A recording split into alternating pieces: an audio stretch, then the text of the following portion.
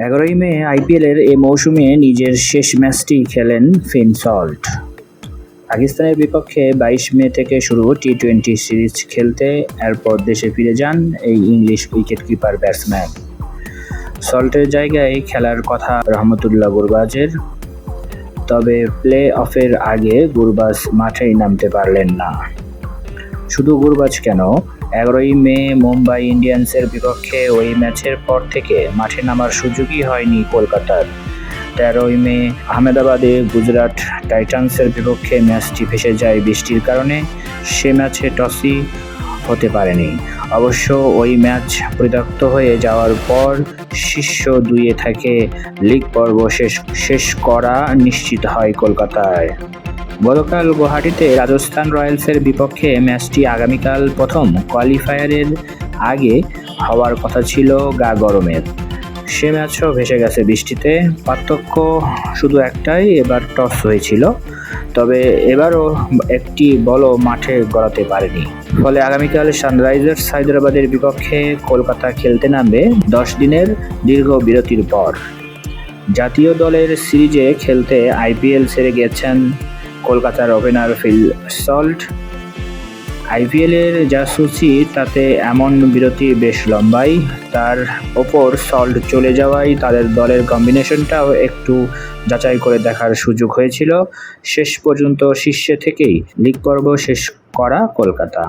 এমনিতে play অফে reserve day থাকার কথা, তবে কোয়ালিফায়ারও শেষ পর্যন্ত মাঠে গড়াতে না পারলে আইপিএলের নিয়ম অনুযায়ী পয়েন্ট তালিকায় এগিয়ে থাকা কলকাতাই যাবে ফাইনালে।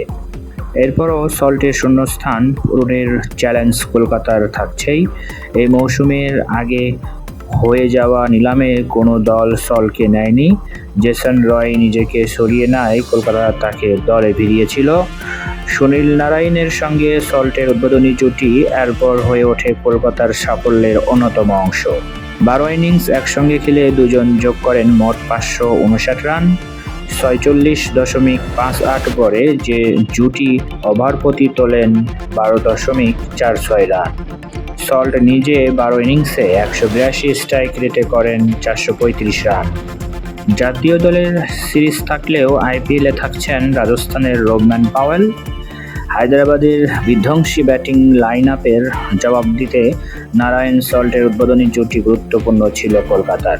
এমনিতে গুরবাজও তার বিস্ফোরক ব্যাটিংয়ের জন্য পরিচিত, তবে বিরতির পর প্রথম কোয়ালিফায়ারে এখন কোনো রকম ম্যাচ প্রস্তুতি ছাড়াই নামতে হতে পারে তাকে। অবশ্য প্রথম কোয়ালিফায়ার বলেই হারলেও ফাইনালে যাওয়ার আরেকটি সুযোগ পাবে কলকাতা বা হায়দ্রাবাদ। অন্যদিকে গতকাল কলকাতার সঙ্গে ম্যাচ ভেসে যাওয়ার পর এলিমিনেটর অবস্থানে নেমে যেতে হয়েছে রাজস্থানকে। গতকাল জয় পেলে শীর্ষ দুইয়ে থাকা নিশ্চিত হতো তাদের। অবশ্য এমনিতেও দলটি হেরে চলেছে একের পর এক ম্যাচ। প্রথম 9 ম্যাচের 8টিতে জেতা রাজস্থান পয়েন্ট তালিকার শীর্ষে থেকেই লিগ শেষ করবে। একটা সময় তাই মনে হয়েছিল, কিন্তু টানা 4টি হারে পিছিয়ে পড়তে থাকে তারা। প্লে অফ নিশ্চিত করতেও সময় লাগে তাদের। তার ওপর জাতীয় দলের সিরিজের জন্য রাজস্থানকে আগেই সেরে গেছেন ইংল্যান্ড অধিনায়ক জস বাটলার। তার জায়গায় আরেক ইংলিশ ব্যাটসম্যান টম কোরাল ক্যাডমোরকেও খেলিয়েছিল রাজস্থান, তবে আইপিএল অভিষেকে তিনি মোটেও সুবিধা করতে পারেননি। পাঞ্জাব কিংসের কাছে হারা ম্যাচে ওপেনিংয়ে নেমে 23 বলে 18 রান করেন কোরাল ক্যাডমোর। সর্বশেষ কয়েকটি ম্যাচে অবশ্য দলটির বড় দুশ্চিন্তা মিডল অর্ডারই। এদিকে জাতীয় দলের সিরিজ থাকলেও ওয়েস্ট ইন্ডিজের অধিনায়ক রোবম্যান পাওয়েলকে পাচ্ছে রাজস্থান। দক্ষিণ আফ্রিকার বিপক্ষে সিরিজের দলে রাখা হয়নি তাকে।